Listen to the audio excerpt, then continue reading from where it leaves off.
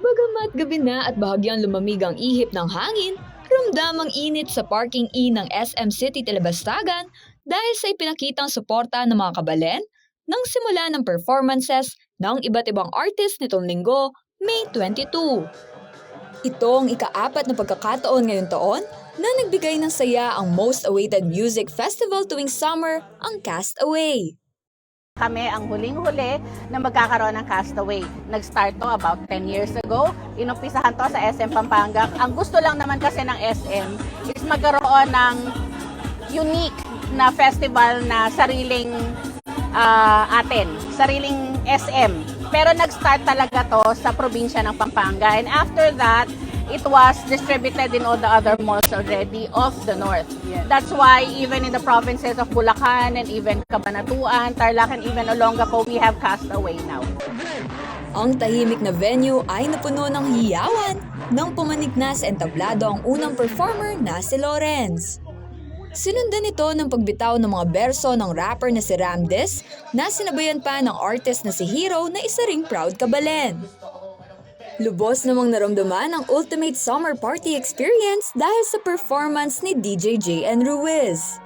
Lalo pang lumakas ang hiyawan at tumaas ang energy ng crowd nang ipakilala na ang featured artist ng fourth leg ng Castaway na si Al James.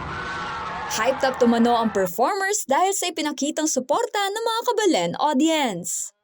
Super na-overwhelm ako, pero at the same time, super thankful, I feel parang 5 minutes ago, sobrang lungkot ko, pero lahat ng emotions ko natanggal lahat ng mga sadness.